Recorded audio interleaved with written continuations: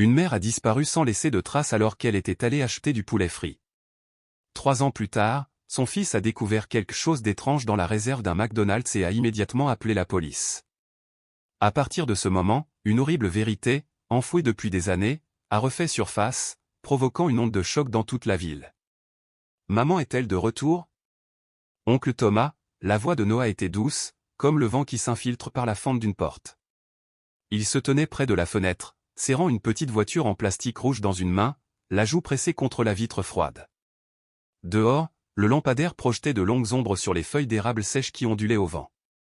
Thomas leva les yeux d'un vieux magazine, la lampe de bureau éclairant un visage fatigué et creusé après 3 semaines passées à veiller sur les enfants de sa sœur.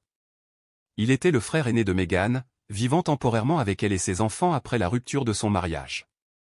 Plombier saisonnier de métier, Thomas était venu de Détroit pour donner un coup de main à Megan chaque fois qu'elle travaillait de nuit. La vie n'était pas facile, mais elle comportait une certaine chaleur, nourrie de petites routines, dîner ensemble, histoire avant de s'endormir, et attendre tranquillement le bruit des pas de Megan dans le couloir. Il jeta un coup d'œil à l'horloge murale. Elle devrait bientôt rentrer. La queue était peut-être longue ce soir, murmura-t-il, même s'il percevait le doute dans sa propre voix. Le tic-tac emplissait le silence, chaque clic devenant plus fort en l'absence de conversation adulte. Megan avait quitté la maison à 19h40, juste un court trajet en voiture pour aller chercher le poulet frit préféré de ses enfants au McDonald's, à environ 5 minutes de là. Mais il était maintenant 20h30. Près d'une heure s'était écoulée. Megan avait enfilé son manteau gris argenté, soigneusement attaché ses cheveux et s'était penchée pour embrasser ses enfants sur le front. Noah se souvenait encore de la légère odeur de son parfum. Lila, 2 ans, jouait avec une cuillère en plastique à ce moment-là, bredouillant des choses incompréhensibles. Megan avait chanté joyeusement, « Sois sage pour tonton Thomas, mon chou. Je vais juste chercher du poulet et je reviens tout de suite. » Les yeux de Noah avaient brillé lorsqu'il avait répondu, « Oui, le croustillant, comme tu aimes. » Thomas, à l'évier en train de faire la vaisselle, avait doucement crié, « Dépêche-toi, on dirait que le temps change. » Lorsque Megan quitta l'appartement du 2e étage, l'air était encore frais et sec. Elle traversa 3 pâtés de maison sous la douce lumière des lampadaires avant de s'arrêter à l'épicerie d'Accent Grave Côté pour acheter du lait pour Lila. Les images de vidéosurveillance la montraient rentrer à 19h51, vêtue de son manteau gris, les cheveux relevés en chignon haut. À partir de ce moment-là, aucune autre image de Megan ne fut enregistrée. À 21h, Noah était toujours assis près de la fenêtre. Il avait cessé de poser des questions, mais son regard n'avait pas quitté le trottoir en contrebas. Thomas sentit un malaise grandissant. Il se leva de sa chaise et arpenta la pièce comme un tigre en cage. À 21h15, il appela Megan. Le téléphone sonna 4 fois, puis se tut. Il recomposa le numéro, mais un message automatique apparut, « Le numéro que vous avez composé est actuellement injoignable. » Thomas se tourna vers la porte d'entrée. L'imperméable de Megan y était toujours accroché, ses bottes en caoutchouc intactes, par terre. Il sortit son téléphone et appela la police. Ma sœur est sortie chercher à manger vers 19h30. Il est presque minuit et elle n'est toujours pas rentrée. Son téléphone est éteint, personne ne l'a vue au McDonald's et la voiture n'est pas revenue. J'ai peur qu'il se soit passé quelque chose. La voix du répartiteur était calme, presque scénarisée. Quel âge a-t-elle? 29. Avez-vous des antécédents de troubles mentaux ou de désorientation? Elle est responsable ou elle a 2 jeunes enfants qui dorment dans l'autre pièce, monsieur. La loi ne permet pas de considérer un adulte comme disparu avant 24 heures, sauf en cas de signes évidents de violence. Tu me dis que je suis censé rester assis ici toute la nuit sans m'inquiéter? Je comprends votre inquiétude, monsieur, mais nous devons suivre le protocole. Thomas raccrocha sans un mot. Il retourna au salon et vit Noah profondément endormi sur le canapé, toujours serré contre l'oreiller de sa mère. Les yeux du garçon étaient gonflés par le manque de sommeil et un chagrin qu'il ne savait pas encore nommer. Dehors, le bruit régulier de la pluie tambourinait contre l'auvent comme un esprit invoqué. Le lendemain matin, la police a rappelé. La voiture de Megan avait été retrouvée sur le parking du McDonald's, à quelques pas de l'entrée. Les portes étaient verrouillées. Son sac à main et son téléphone avaient disparu. Les images de vidéosurveillance du restaurant montraient qu'aucune personne correspondant à sa description n'y était entrée. Un agent plus âgé a parlé au téléphone. Je comprends votre inquiétude, mais à ce stade, nous n'avons constaté aucun signe évident de danger ou d'acte criminel. Il n'est pas rare que des adultes partent pour des raisons personnelles, cela peut paraître étrange, mais nous avons déjà vu ce genre de situation. Thomas resta figé, puis parla, chaque mot étant froid et précis. Elle est allée acheter du poulet et n'est jamais revenue. Personne ne va acheter du poulet et laisse 2 enfants endormis derrière lui. Sa voix était rauque, pas furieuse, mais usée, comme si chaque respiration lui serrait la poitrine. Il quitta le poste avec un avis de disparition qui ne promettait rien, juste une formalité, une reconnaissance discrète que Megan avait disparu et que personne au monde ne trouvait utile de l'arrêter. Il commença à chercher arpentant les rues que Megan avait pu emprunter, interrogeant les vendeurs de supérettes, demandant aux voisins des images de surveillance, mais personne ne se souvenait de rien. Pas un seul témoin, pas une trace. C'était comme si la pluie de cette nuit-là avait tout lavé. Des semaines plus tard, après que chaque appel soit resté sans réponse et que l'espoir se soit mué en silence, Thomas n'eut d'autre choix que de ramener les enfants à Détroit. Mais dans son esprit, cette porte ne se referma jamais vraiment. Personne n'aurait pu deviner que 3 ans plus tard, l'endroit même où elle avait disparu révélerait un secret que personne n'avait jamais dit à voix haute. Dimanche matin, le ciel était couvert, le brouillard recouvrait les toits et des traces de pluie s'accrochaient à la balustrade en bois, ruisselant doucement sur le porche. Le bruit des bus scolaires ne résonnait plus comme il y a 3 ans. L'érable devant la fenêtre de la chambre de Noah avait dépassé la hauteur de la maison, mais affichait encore le jaune délavé de l'époque où Megan était là. 3 ans s'étaient écoulés. Noah avait 8 ans maintenant, plus calme que jamais, même tout petit. Il ne savait pas encore lire, ne pleurait pas, ne souriait pas et ne demandait plus de nouvelles de sa mère. Lila touchait souvent la photo de sa mère sur la table à manger et demandait « Où est maman, tonton ? Elle revient ?» Thomas ne répondit pas. Il lui attacha simplement les cheveux, posa le repas sur la table et lui rappela « Mange, ma chérie. » Il vivait dans une vieille maison de location à la périphérie de la ville, où Thomas trouvait tous les petits boulots possibles, plombier, réparateur de chauffage, livreur de pizza le week-end. La vie n'était pas vraiment pauvre, mais elle était toujours tendue, aussi tendue qu'une corde de guitare. Plus personne en ville ne parlait de Megan. Le temps avait passé et les conversations sur le porche passaient de la sympathie à l'indifférence. L'information avait évolué, et les nouveaux arrivants ignoraient l'histoire. En ligne, le message concernant la personne disparue ne comportait plus qu'une poignée de commentaires anciens et épars. Seuls Thomas et les 2 enfants entretenaient la flamme, vacillant comme une bougie dans l'orage. Un après-midi, après l'école, l'institutrice de Noah, mademoiselle Karen, attendait Thomas à la grille de l'école. C'était une femme d'une 40aine d'années, les cheveux soigneusement attachés, et le regard attentif à ses élèves. « Thomas, je voulais parler de Noé, » dit-elle. Thomas posa une main sur l'épaule de Noah.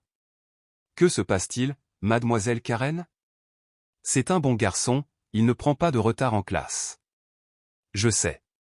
Mais il ne parle à personne, ne se fait pas d'amis. Il reste souvent assis au fond, à regarder par la fenêtre. Je ne dis pas qu'il a besoin de changer du jour au lendemain, mais peut-être a-t-il besoin de quelqu'un qui l'écoute. » Thomas hocha légèrement la tête. « Merci. Je vais le surveiller. » Ce soir-là, Thomas laissa la lampe de bureau allumée et s'assit pour noter les tâches du lendemain. Noah s'assit près de la fenêtre, comme tant de nuits auparavant, attendant qu'une porte s'ouvre enfin. Il ne dit pas un mot, tenant simplement le vieux sweat à capuche de sa mère dans ses bras. En passant devant la pièce, Thomas vit Noah presser son visage contre le tissu doux, ses petites épaules tremblantes. On n'entendait aucun sanglot, seulement le léger bruissement du coton pressé par de petites mains. Thomas resta figé si longtemps qu'il en oublia de respirer. Finalement, il murmura « Ça sent toujours maman ?» Noah hocha la tête sans lever les yeux. Thomas le regarda un long moment, puis dit doucement « Garde-le près de toi », comme si elle te serrait dans ses bras. Le lendemain matin, un petit titre dans la rubrique locale fit s'arrêter Thomas au milieu de sa gorgée de café. Le McDonald's de la rue East Maple branche numéro 12 fermera pour une rénovation intérieure complète, la démolition des anciens équipements est prévue au cours des 2 prochaines semaines. C'était l'endroit où Megan avait disparu, l'endroit où Thomas n'avait toujours pas osé revenir. Noah entra dans la cuisine, les cheveux en bataille, les yeux rivés sur son verre de lait comme s'il avait besoin d'en tirer quelque chose. « Maman est toujours là », dit-il d'une voix douce comme un souffle. Thomas posa sa tasse. « Que as-tu dit ?» Noah soutint le regard de son oncle, sans broncher, « Elle n'est pas partie. » Ces mots le frappèrent comme une pierre, réveillant des souvenirs que Thomas pensait avoir enfouis. « Tu veux y aller ?» demanda Thomas.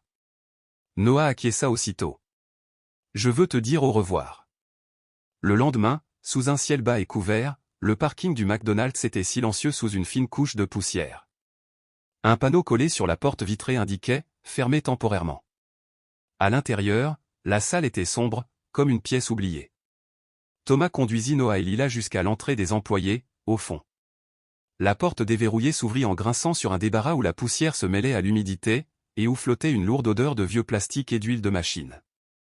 Noah fit lentement le tour de la pièce, scrutant chaque recoin du regard, jusqu'à ce qu'il s'arrête devant un panneau de bois affaissé au sol. Il resta immobile, puis se tourna vers Thomas et murmura « Il y a quelque chose là-dessous ». Fronçant les sourcils, Thomas s'agenouilla. Les bords du panneau étaient ébréchés, les vis desserrées. Il sortit un petit tournevis de sa poche et commença à retirer les fixations une à une. Une odeur de moisi montait de l'espace sombre sous le panneau. Un étroit trou, profond d'environ 1,50 m, s'ouvrait dans le sol. Thomas recula, entraînant les enfants derrière lui. Interloqué, il sortit son téléphone et appela la police. À l'arrivée des policiers, un jeune agent a braqué sa lampe torche sur le trou. Thomas tenait Lila d'un bras, l'autre main serrée autour du téléphone. Au moment où il allait parler, Noah s'est avancé, tremblant de la tête aux pieds. Le garçon a pointé le doigt vers le bas, les larmes coulant silencieusement. Ma mère est là-bas. » Le rayon de l'officier s'étendit plus profondément et atterrit sur quelque chose, une chemise d'uniforme rouge impeccablement pliée, sans poussière comme si elle avait été placée quelques instants plus tôt.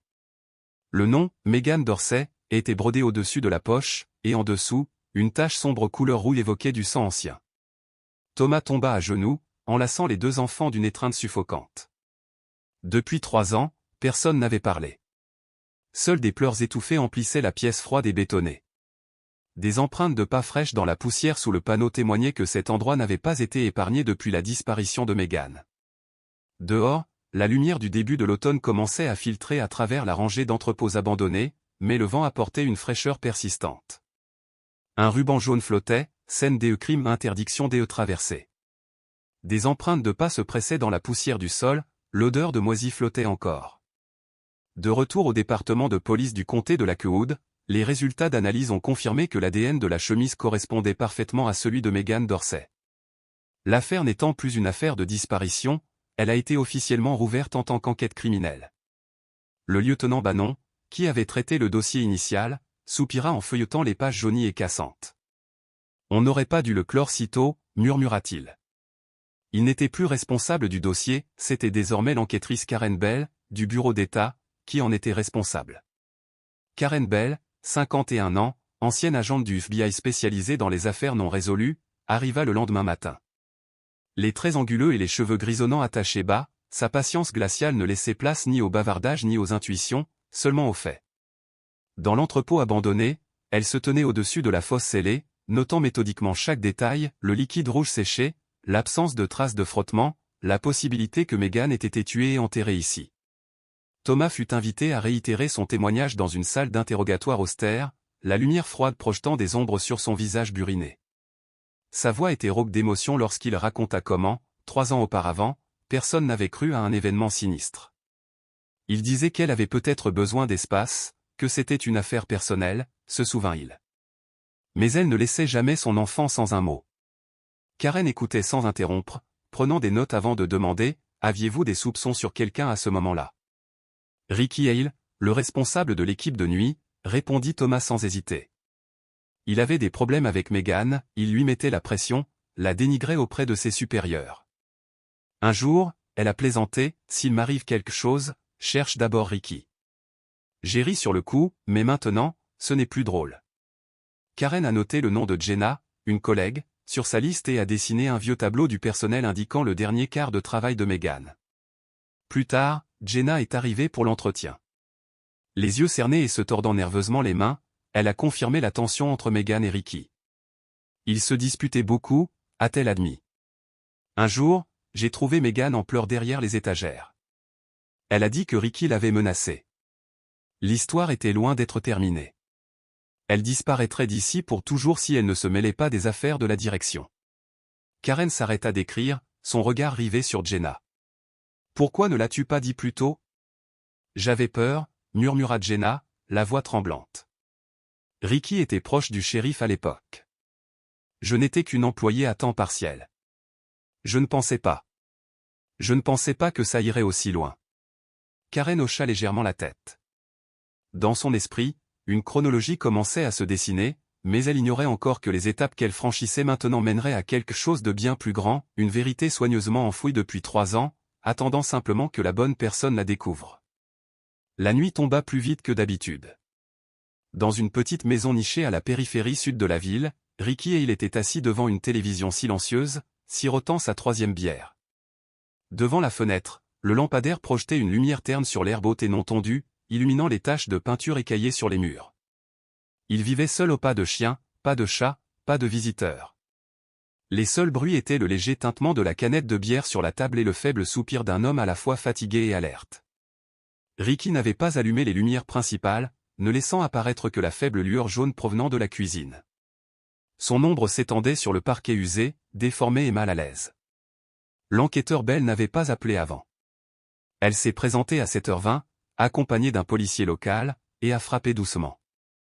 Ricky a entr'ouverte la porte, les sourcils froncés.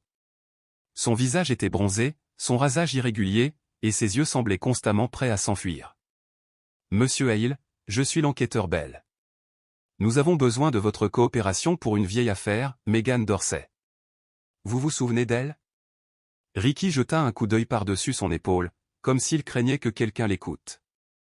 Il hocha la tête, puis ouvrit la porte plus grand.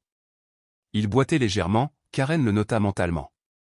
À l'intérieur, la maison était en désordre. Une odeur de moisi se mêlait à celle de nourriture avariée. Des cadres étaient accrochés de travers au mur, certains avec des vitres fissurées qui n'avaient pas été remplacées. Sur la table, un paquet de cigarettes presque vide et un flacon de somnifère. Karen resta debout et ouvrit son carnet. Il y a 3 ans, vous étiez responsable de l'équipe de nuit chez McDonald's. C'est bien ça? Oui, dit Ricky en marquant une pause. Mais je ne travaillais pas ce soir-là. Nous avons toujours les feuilles de présence, répondit calmement Karen. Tu étais là. Il haussa les épaules. Il y a peut-être eu une confusion. J'ai changé mes horaires avec les enfants. As-tu déjà eu des conflits avec Megan? Juste quelques disputes. Des trucs normaux au travail. Karen l'observa. Certains collègues disent que tu as haussé le ton, que tu l'as même menacé. Ils mentent. Je n'ai rien fait. Sa voix se crispa et ses yeux se détournèrent. Karen remarqua une légère cicatrice sur son poignet droit, une égratignure guérie depuis longtemps. D'où vient-elle? Demanda-t-elle. Je suis tombé en jardinant, murmura-t-il. On se blesse facilement. Karen n'ajouta rien. Elle hocha simplement la tête et demanda à consulter ses anciens relevés de paie. Ricky parut agacé, mais ne protesta pas. En partant, elle jeta un coup d'œil en arrière, un vieux cadre photo était posé à l'envers sur son bureau. Elle ne posa pas de questions à ce sujet, pour l'instant, il y avait des pistes plus urgentes. De retour au poste, Karen était assise seule dans la salle d'archivage des données. Elle alluma le projecteur et rembobina les images de la caméra de sécurité de la zone de stockage technique, l'ancien modèle qui était censé être hors service. Une image granuleuse apparut à 21h12. Un homme entra dans la salle de stockage, son visage était invisible, mais sa démarche boiteuse et la coupe de sa veste correspondaient parfaitement à la description de Sandra, Ricky Hale, présent cette nuit pluvieuse. Karen repassa la vidéo plusieurs fois. À chaque pause, elle notait chaque geste, chaque pas, la distance exacte parcourue. Les seuls sons étaient le faible bourdonnement du projecteur et le léger frottement de son stylo sur le papier. Un homme. Une pièce. Un secret qui dormait depuis 3 ans. Le lendemain matin, Karen se rendit à l'ancienne salle des archives. L'odeur du vieux papier flottait encore dans l'air, et des rayons de soleil illuminaient les particules de poussière dansantes au-dessus des classeurs métalliques. Elle ouvrit le 3e tiroir et feuilleta les fiches de présence, s'arrêtant à celle du 7 octobre, la nuit de la disparition de Megan.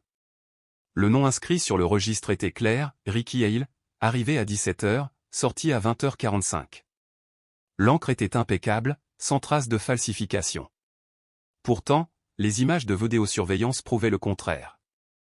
À 21h12, Ricky était toujours sur place, portant le même manteau et boitant toujours.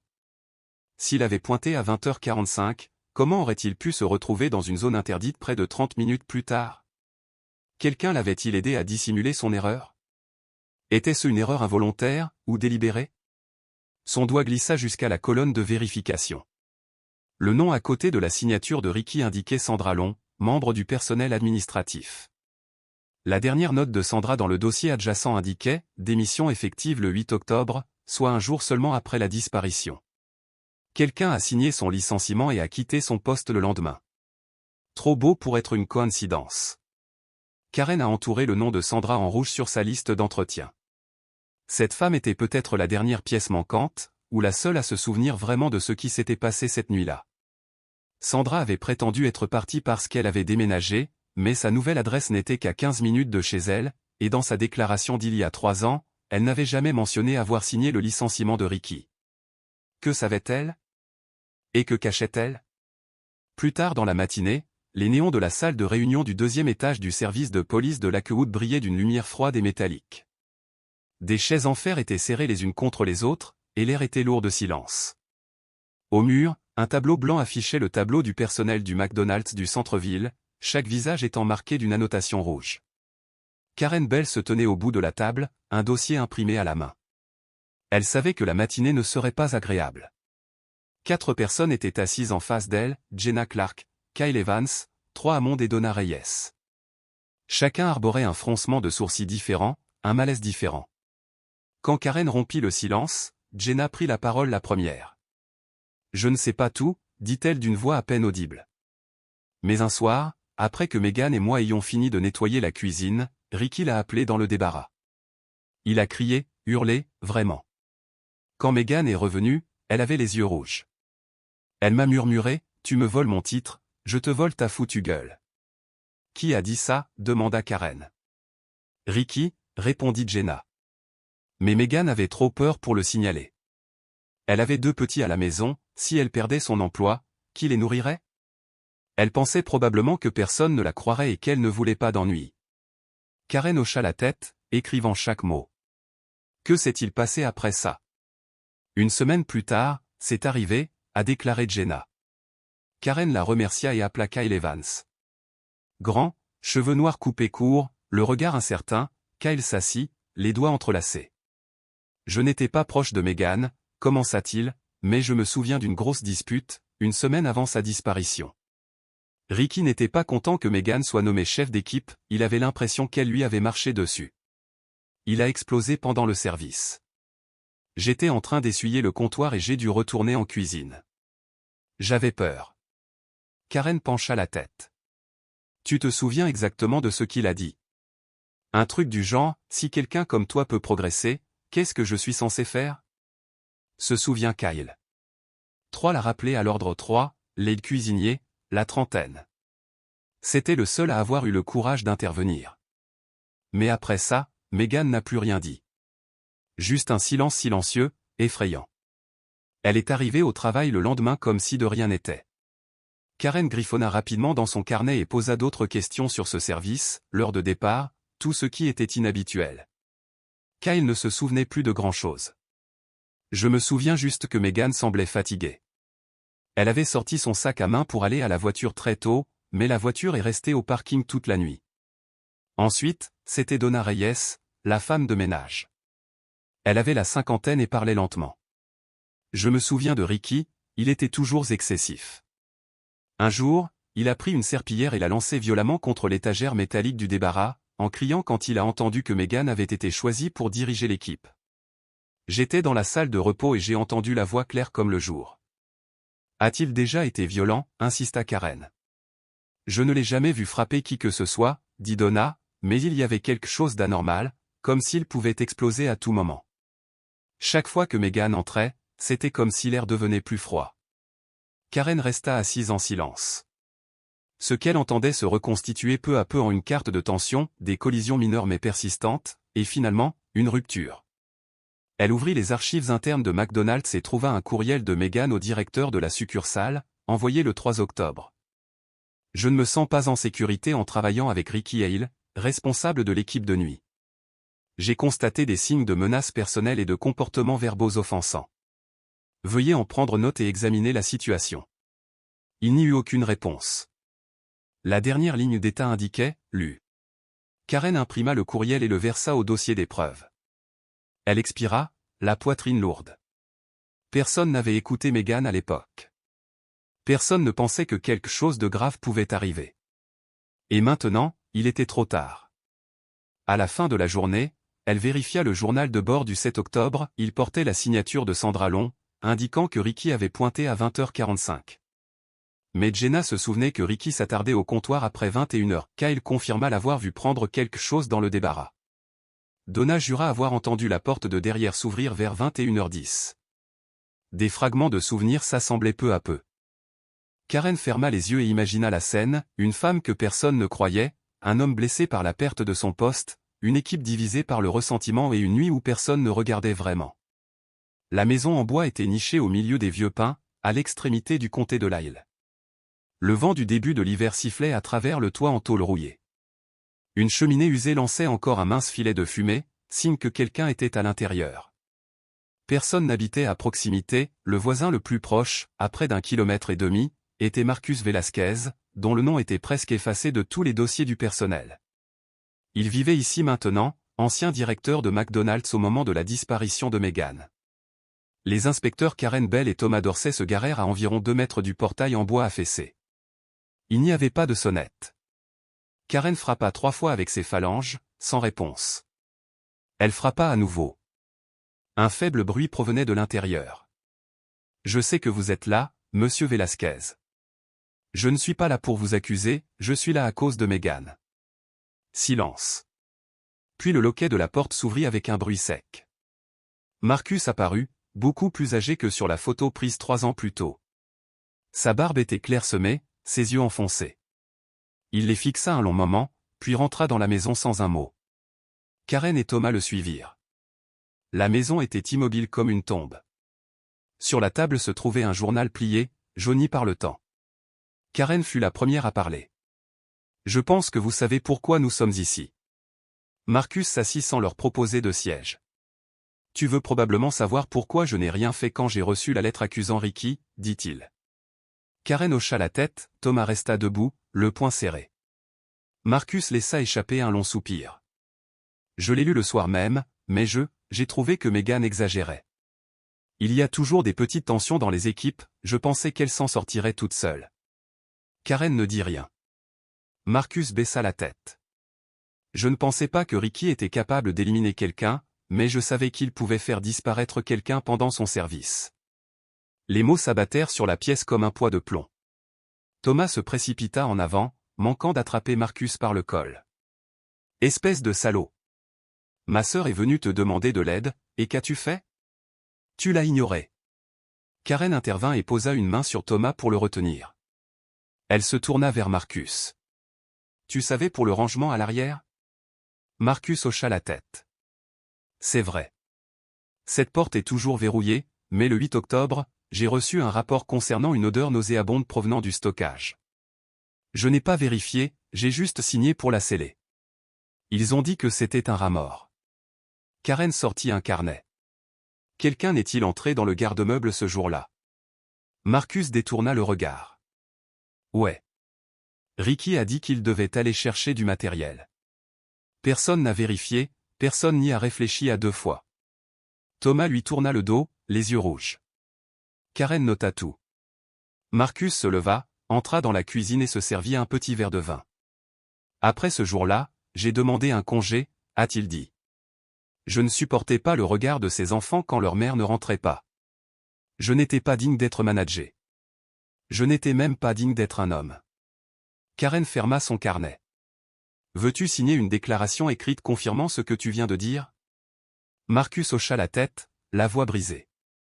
Je suis resté silencieux, et c'est ce silence qui l'a anéanti.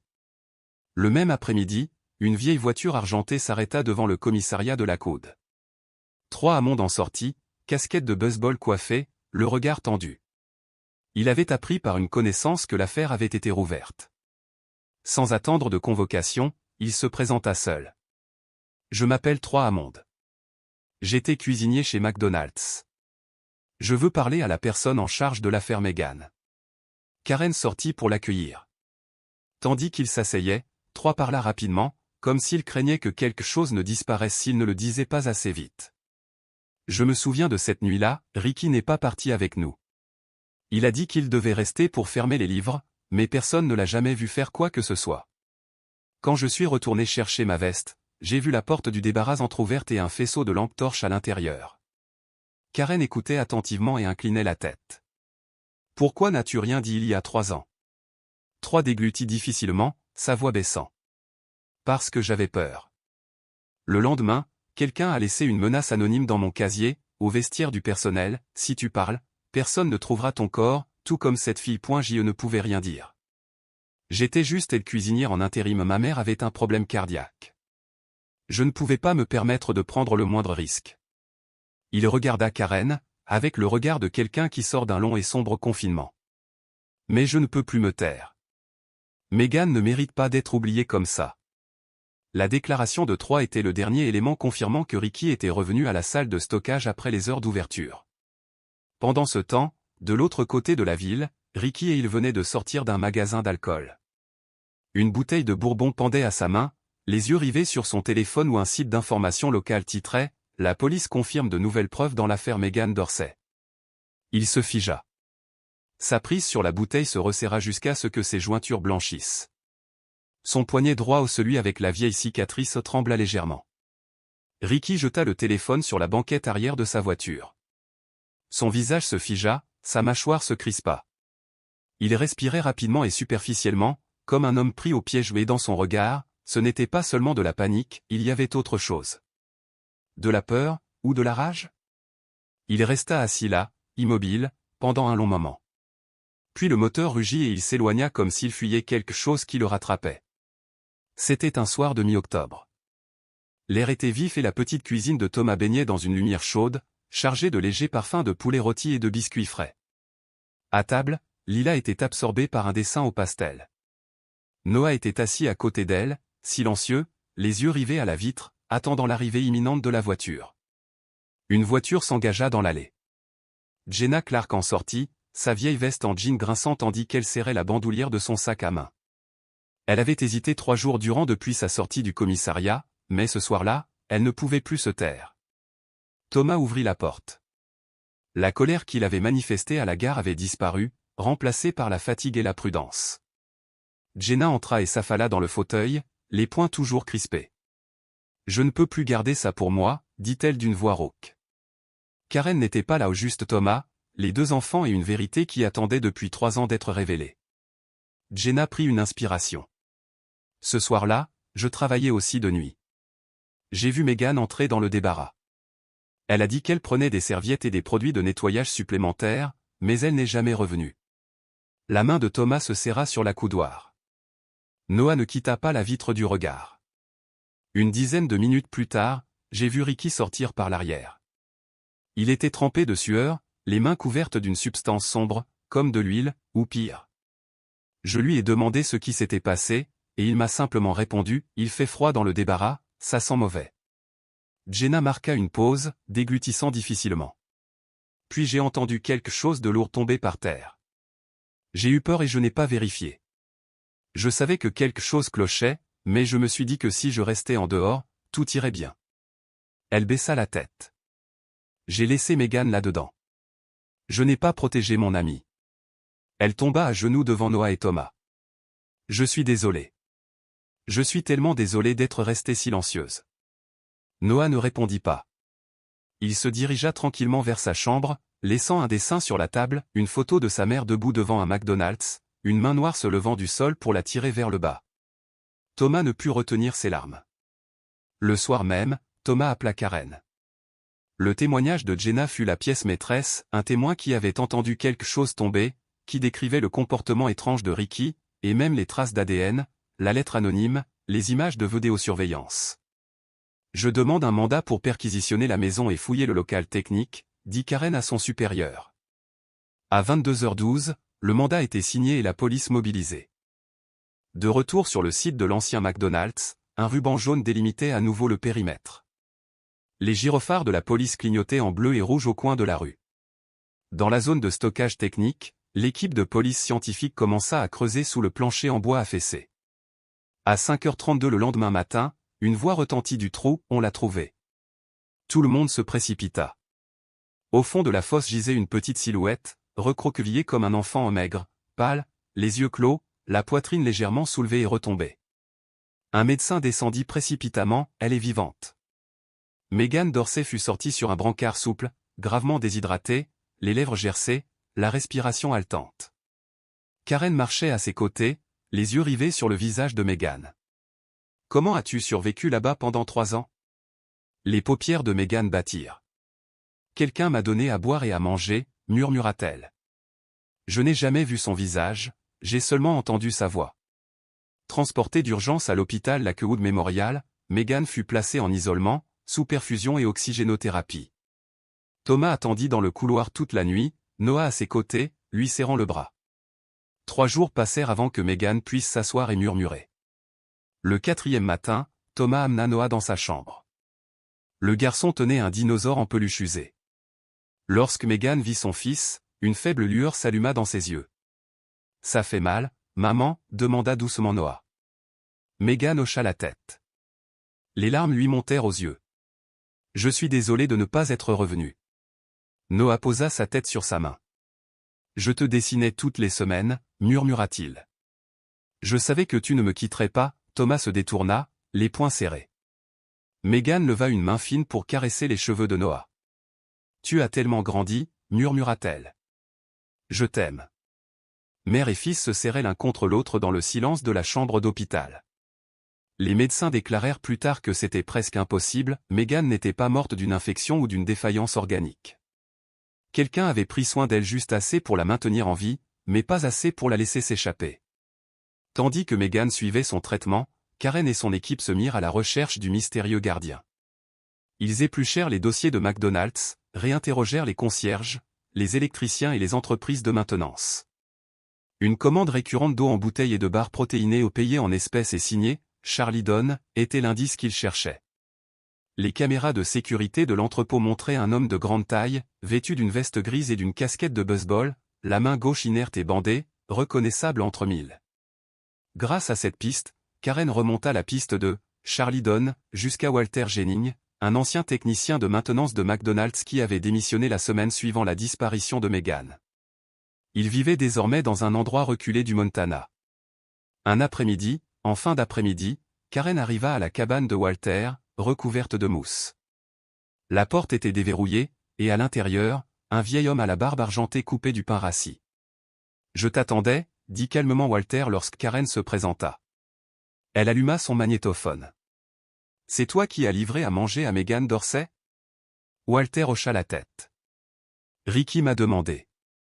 Il a dit que quelqu'un était en pleine dépression et avait besoin d'un endroit où loger pendant quelques mois. J'avais une dette envers lui, alors j'ai accepté.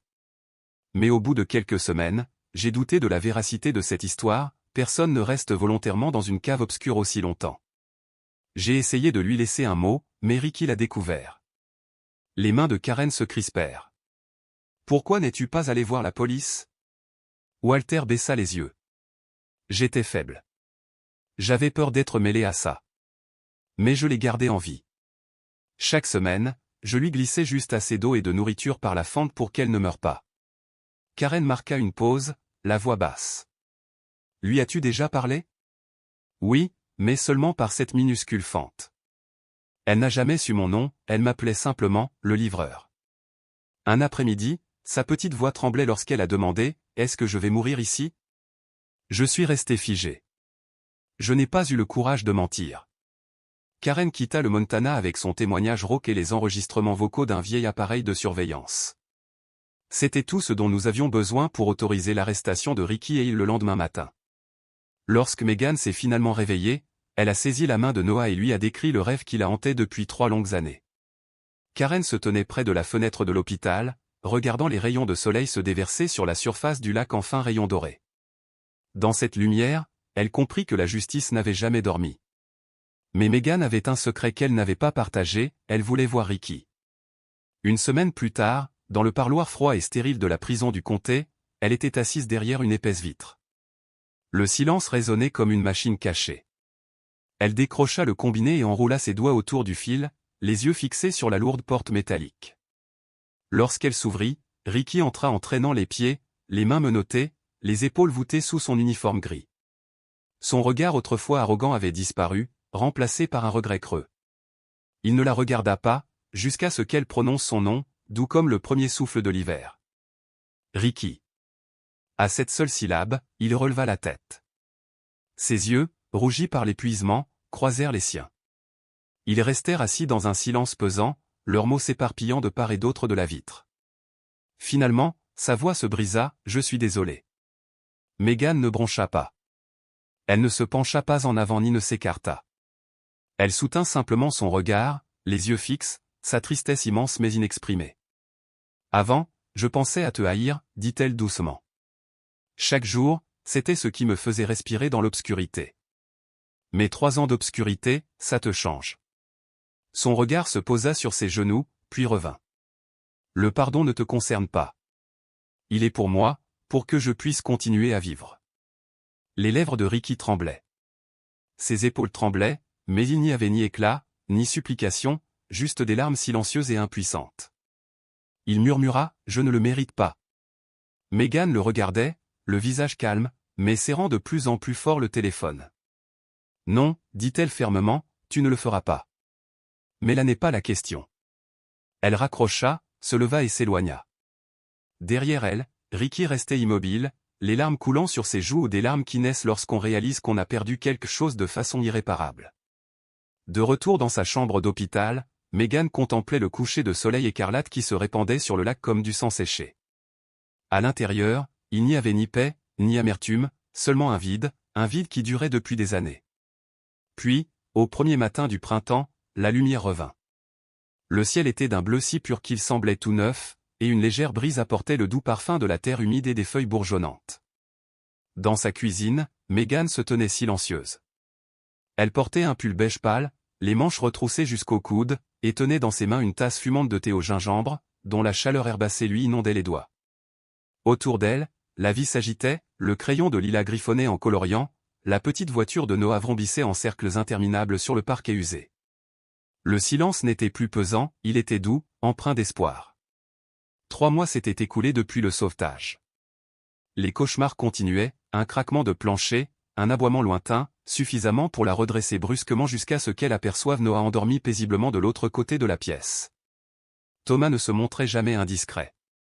Chaque matin, avant le lever du soleil, il déposait une tasse de café frais à côté de son thé, toujours à sa droite. Nul besoin de mots, ce geste discret disait, « Tu as réussi. Tu es toujours là. Ça suffit. » Une semaine plus tard, Megan demanda la permission de rendre visite à la mère de Ricky, une femme âgée seule dans une maison de retraite de l'est de la ville. Dans sa chambre défraîchie, la vieille dame le fixait d'un regard embrumé jusqu'à murmurer, « Tu es la brune dont Ricky parle. » Megan lui prit la main. « Je ne suis pas là pour lui en vouloir. Je suis venu pour pardonner, non pas pour lui, mais pour moi. Je ne veux pas que mes enfants grandissent dans l'ombre de la haine. » Des larmes coulèrent et, dans cet air aseptisé, quelque chose se dégela, un pardon silencieux qui emporta 3 années d'obscurité. 2 semaines plus tard, une lettre officielle parvint à leur adresse. Le siège de McDonald's offrait à Megan le poste de manager d'une toute nouvelle succursale, garantissant une transparence totale, une reconversion complète et une supervision rigoureuse. Thomas, lui, se vit proposer la fonction de responsable technique, exactement le rôle dont il avait rêvé lorsque tout s'était effondré. Ils se tenaient côte à côte dans leur cuisine, enveloppés par le ronronnement apaisant du vieux réfrigérateur. Megan esquissa un sourire et demanda, la voix douce, « Est-ce que ça ne vous paraît pas étrange de retourner là où nous avons tant souffert ?» Thomas, les yeux posés sur sa tasse de café fumante, répondit calmement, « Nous ne retournons pas en arrière. Nous rebâtissons sur les ruines, et nous en sortirons plus forts. » Au tout début du festival annuel de printemps de Lakewood, le maire invita Noah sur scène pour lui décerner un certificat de bravoure honorifique. La foule l'acclama, tandis que Megan serrait Lila contre elle. Noah, agrippé au podium, déclara d'une voix ferme, « Je n'ai pas été courageux. J'ai simplement cru que maman reviendrait. » Un silence respectueux suivit, seulement animée par le souffle du vent qui faisait danser les pétales des fleurs, un doux rappel que la foi peut se révéler la force la plus puissante de toutes. Le matin de l'inauguration de la nouvelle succursale, Meghan revêtit son uniforme de gérante et arbora fièrement son badge, Meghan Dorsey, directrice du magasin. Thomas se tenait à ses côtés, protégé par son gilet de sécurité, Lila virevoltait d'excitation et Noah posait soigneusement les panneaux du menu. Avant d'entrer, Meghan demanda à récupérer un dernier détail, le vieux panneau en bois mentionnant « Zone réservée au personnel attention ». Je ne veux pas l'oublier, expliqua-t-elle, non pas parce que c'est douloureux, mais parce que ça me rappelle que j'ai survécu. Cette nuit-là, assise sur le porche, Meghan contemplait le dessin que Noah avait offert, une scène lumineuse où deux enfants tiennent la main de leur mère devant un McDonald's baigné de clarté, sans ombre, sans trace de douleur. Aucun miracle n'avait extrait Meghan du gouffre, c'était la famille, la confiance et le pardon qui l'avaient portée hors des ténèbres. La vie n'était plus tout à fait la même, mais elle continuait, plus brillante et plus robuste, car ils ne s'étaient jamais abandonnés les uns les autres. Le plus terrifiant n'est peut-être pas de se retrouver plongé dans l'obscurité, mais de croire que personne ne sait que l'on a disparu. L'histoire de Meghan n'est pas seulement un récit de survie, c'est un témoignage de confiance, de compassion et de la force tranquille de personnes ordinaires qui choisissent de se relever quand le monde se détourne. Pardonner ne signifie pas oublier, c'est ainsi que ceux qui restent peuvent enfin entamer leur guérison. Et vous? À la place de Meghan, pourriez-vous pardonner? Qu'est-ce qui aide vraiment à apaiser la douleur, la justice, la famille ou simplement le temps? Si cette histoire vous a ému, gardez-la près de vous comme un précieux rappel, vivez, quoi qu'il arrive.